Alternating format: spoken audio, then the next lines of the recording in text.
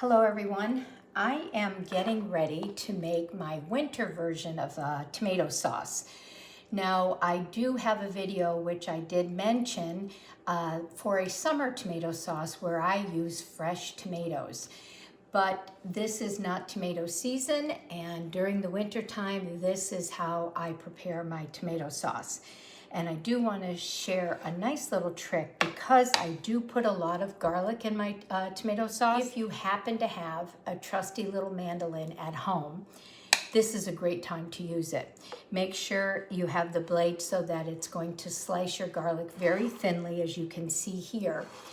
And just go ahead and take your 10 large cloves of garlic and slice it like that first. And then when you go to chop it, it will take you a lot less time. So that's my little trick. Now, I'm going to go ahead and chop that, but first let's talk about our other ingredients. So I'm going to use 4 28-ounce cans of tomatoes. And I just pulse them. These are whole tomatoes that I pulsed in my blender. And I like to keep it a little bit chunky. If you don't like it that way, by all means puree it the way you like or use an immersion blender. But here there's little tiny pieces of tomato which I really like in my sauce. So that is just a preference, and that's entirely up to you. I'm going to take you over to the stove and talk about the rest of our ingredients, but before I do that, let's just go ahead and show you how easy, once you have all of, this is 10 cloves here, which is quite a bit of garlic. Another reason why I don't put garlic into my meatballs is because there's plenty in my sauce. So here we go. And all you have to do is just hold on to the tip of your chef knife. Our garlic is very finely chopped. And now we can get on the stove. So let's hop on over. Okay, so as you can see, I have all my mise en place ready, and now I can get on the stove and start cooking. I'm going to raise my heat underneath. I had my pan on the heat on low to heat it up a little bit.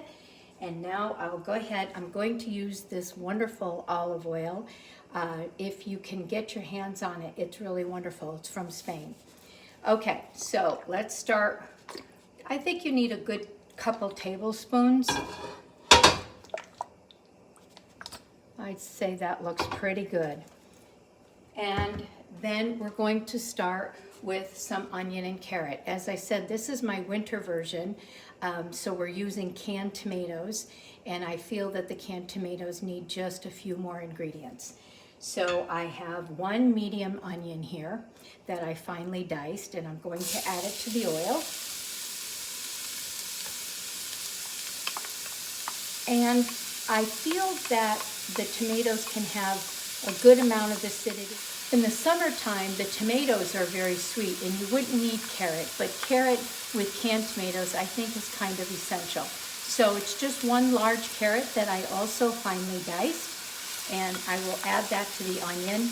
And I'm going to saute this for about 4 to 5 minutes before I go ahead and add all the garlic. I don't put my garlic in right away because I don't want it to burn. I'm going to add a pinch of kosher salt to the carrots and onion so that it can release the water and they can start to sweat. I'm not looking to caramelize this. Okay, and let's talk about a few other ingredients I have here. I have chili flakes. It's wonderful for the heart, and I love just a tiny bit of heat, not a lot. We're going to be using 4 28-ounce cans of tomatoes. So here is a ½ teaspoon, and I'm going to use a good ½ teaspoon. And I like to add it with my carrots and onion, because I feel that the chili flakes need the heat to be able to release the heat. So I like to put it in now. And the same when it comes to dried herbs. I have no fresh oregano and I have no fresh basil. So we're going to use dry. And what's important is to add the dry. Once again, to release the flavor, it needs some heat. So for 4 cans, I'm doing 1 teaspoon of oregano and 1 teaspoon of basil. You could double the basil if you want to, but I feel that this is enough. So I'm adding this now as well, so I can get some of that flavor really to come through. I'm going to go ahead now and put in my garlic and watch it very carefully.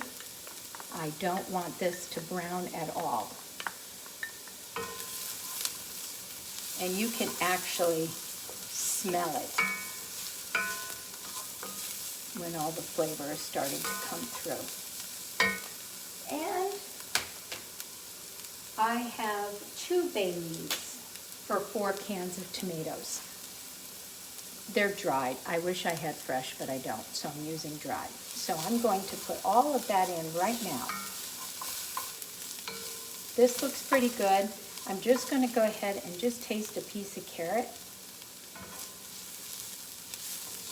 because this sauce does not take very long to cook. Okay, this is ready. It looks really nice. So I'm going to start adding the tomatoes. I raised the heat, and we can put our tomatoes in. If you put your spoon in front of the can, it helps to not splatter.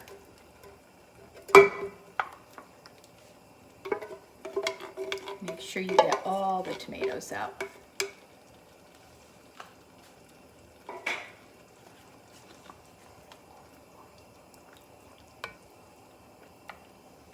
Here we go. The one last seasoning to put in our tomato sauce is salt. Of course, you know tomatoes absolutely need salt. Let's put that in. So let's put 2 teaspoons, and then if we need to add more, we can. There we go. This is all set. So I will bring this to a boil and just let this simmer for about 45 minutes and then taste it. And if it tastes nice and fresh and vibrant, you know it's done. Okay, I'm going to grab my cover. I'll keep an eye on it, however.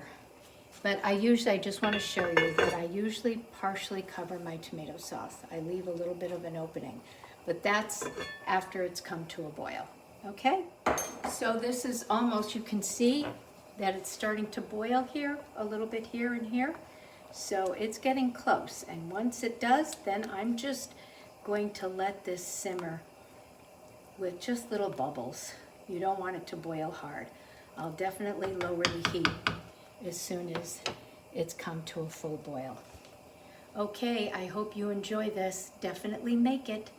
Take care, everyone. Bye.